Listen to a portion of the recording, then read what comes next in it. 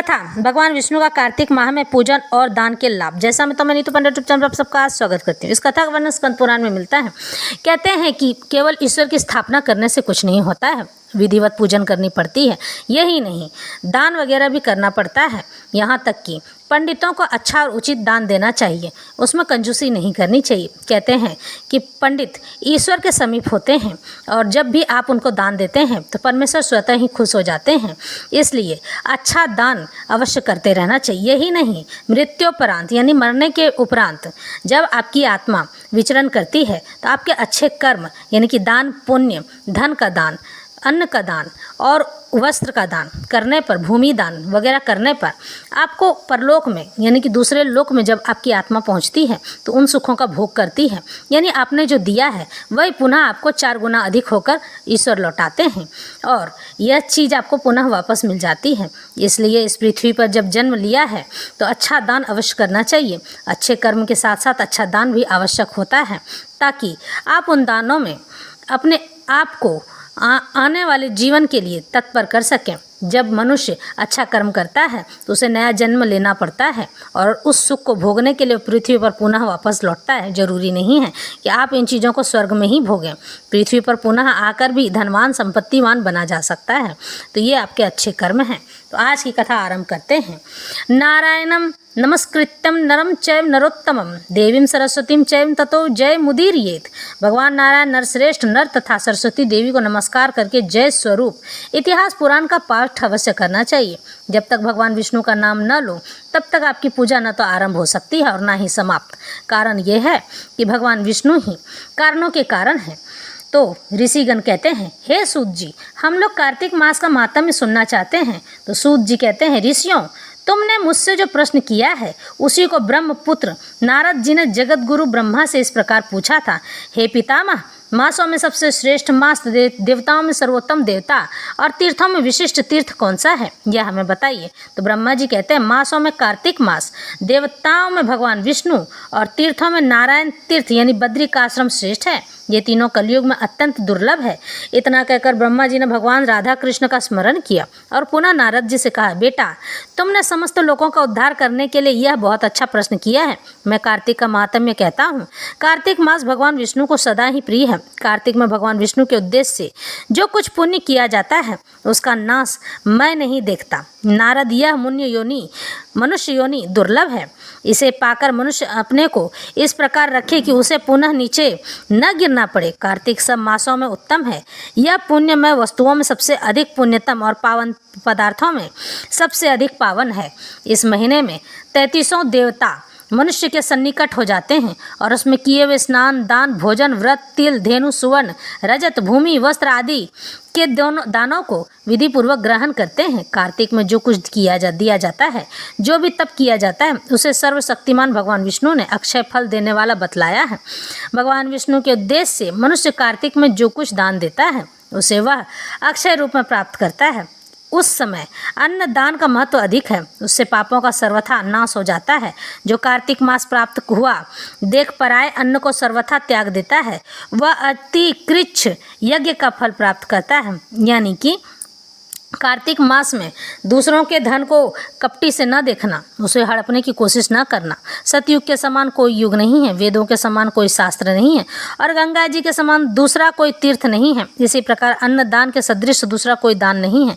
दान करने वाले पुरुषों के लिए न्यायोपार्जित द्रव्य के दान का सुअवसर दुर्लभ है। यानी कि किसी भी दान को करने के लिए कोई अवसर नहीं होता है, उसका भी तीर्थ में दान किया जाना तो और भी दुर्लभ है। मुनि श्रेष्ठ पाप से डरने वाले मनुष्य को कार्तिक मास में शालिग्राम शिला का पूजन और भगवान वासुदेव का स्मरण करना चाहिए। दान आदि करने में असमर्थ मनुष्य, जो लोग दान नहीं कर सकते हैं, प्रतिदिन प्रसन्नता पूर्वक नियम से भगवान नामों का याद करना चाहिए। कार्तिक में भगवान विष्णु की प्रसन्नता के लिए विष्णु मंदिर अथवा शिव मंदिर में रात को जगराता करें। शिव और विष्णु के मंदिर न हो तो किसी भी देवता मंदिर में जागरण करें। यदि दुर्गम वन में स्थित हो या विपत्ति में पड़ा हो तो पीपल के वृक्ष की जड़ में अथवा तुलसी के वनों में जगराता करें। भगवान विष्णु के समीप या पास उन्हीं के नामों और लीला कथाओं का गायन करें। लीला कथाएं कहे।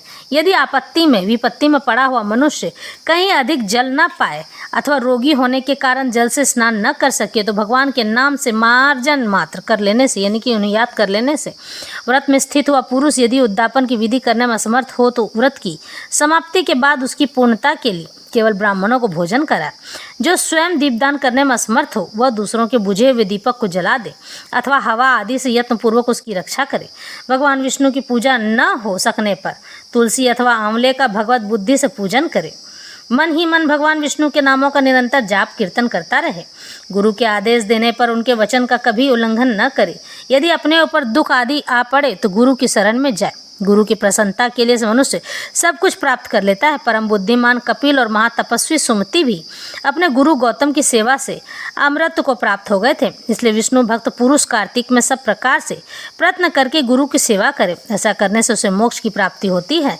सब दानों से बढ़कर कन्यादान है, उससे अधिक विद्यादान है। विद्यादान से भी गोदान का महत्व अधिक मायने रखता है और गोदान से भी बढ़कर अन्नदान है, क्योंकि यह समस्त संसार अन्न के आधार पर ही जीवित रहता है। इसलिए कार्तिक में अन्नदान अवश्य करना चाहिए। कार्तिक में नियम का पालन करने पर अवश्य ही भगवान विष्णु का स्वरूप और मोक्षदायक पद प्राप्त होता है। कार्तिक में ब्राह्मण पति पत्नी को भोजन कराना चाहिए। चंदन से उनका पूजन अवश्य करना चाहिए। अनेक प्रकार के वस्त्र, रत्न और कंबल देने चाहिए।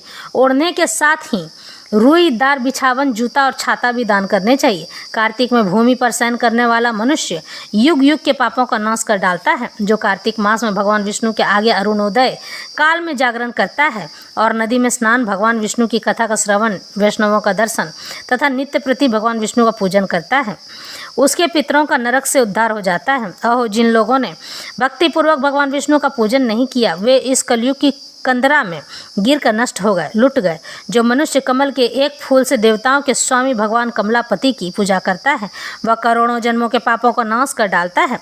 हे मुनि श्रेष्ठ, जो कार्तिक में 1,00,000 तुलसी दल चढ़ाकर भगवान विष्णु की पूजा करता है वह एक एक दल पर मुक्त दान करने का फल प्राप्त करता है। जो भगवान के अंगों से उतारी हुई प्रसाद स्वरूपा तुलसी को मुख में, मस्तक पर और शरीर में धारण करता है तथा भगवान के निर्मलायों में अपने अंगों का मार्जन करता है वह मनुष्य संपूर्ण रोगों और पापों से मुक्त हो जाता है। यानी तुलसी पत्ता 1,00,000 चढ़ाने पर भगवान विष्णु के पुण्य का फल प्राप्त होता है। भगवान की भक्ति निर्मला चंदन और धूप ब्रह्म हत्या का नाश करने वाले हैं। नारद कार्तिक मास में प्रातः काल स्नान करे और प्रतिदिन अपनी शक्ति के अनुसार ब्राह्मणों को अन्नदान दे, क्योंकि सब दानों में अन्नदान ही सबसे बढ़कर है। अन्न से मनुष्य जन्म लेता है और अन्न से ही बढ़ता है। अन्न को समस्त प्राणियों का प्राण माना गया है। अन्नदान करने वाला पुरुष संसार में सब कुछ देने योग्य होता है। संपूर्ण पूरे यज्ञों का अनुष्ठान करने वाला होता है। पूर्व काल में सत्यकेतु ब्राह्मण ने केवल अन्नदान से ही सब पुण्यों का फल प्राप्त कर लिया था, मोक्ष को प्राप्त कर लिया था। कार्तिक मास में अनेक प्रकार के दान देकर भी यदि मनुष्य भगवान का चिंतन नहीं करता है तो वो दान उसे कभी पवित्र नहीं करते। भगवान नाम स्मरण की महिमा का वर्णन मैं भी नहीं कर सकता हूँ। गोविंद गोविंद हरे मुरारी, गोविंद गोविंद मुकुंद कृष्ण, गोविंद गोविंद रथांग पाणे, गोविंद दामोदर माधवेति। इस प्रकार प्रतिदिन कीर्तन करे। नित्य प्रति भगवत के आधे श्लोक या चौपाई श्लोक का भी कार्तिक में श्रद्धा और भक्ति के साथ अवश्य पाठ करे। जिन्होंने भगवत पुराण का श्रवण नहीं किया, पुराण पुरुष भगवान नारायण की आराधना नहीं की और ब्राह्मणों के मुख रूपी अग्नि में अन्न की आहुति नहीं दी, उन मनुष्यों का जन्म व्यर्थ ही हो गया है। हे देवर्षि, जो मनुष्य कार्तिक मास में प्रतिदिन गीता का पाठ करता है उसके पुण्य फल का वर्णन करने की शक्ति मुझ में नहीं है। गीता के समान कोई शास्त्र नहीं है, न तो हुआ है और न होगा। एकमात्र गीता ही सदा सब पापों को हरने वाली और मोक्ष देने वाली है। गीता की एक अध्याय का पाठ करने से मनुष्य घोर नरक से मुक्त हो जाते हैं, जैसे जड़ ब्राह्मण मुक्त हो गया था। 7 समुद्रों तक की पृथ्वी का दान करने से जो फल प्राप्त होता है, शालिग्राम शिला के दान करने से मनुष्य उसी फल को पा लेता है। अतः कार्तिक मास में स्नान तथा दान पूर्वक शालिग्राम शिला का दान अवश्य करना चाहिए। इस तरह से भगवान ब्रह्मा ने देवर्षि नारद को कार्तिक मास में दान का महत्व बताया कि भगवान विष्णु किस प्रकार प्रसन्न होते हैं और किस तरह से उनके पापों का नाश हो जाता है। तो उस तरह से यह कथा यहीं संपन्न करते हैं।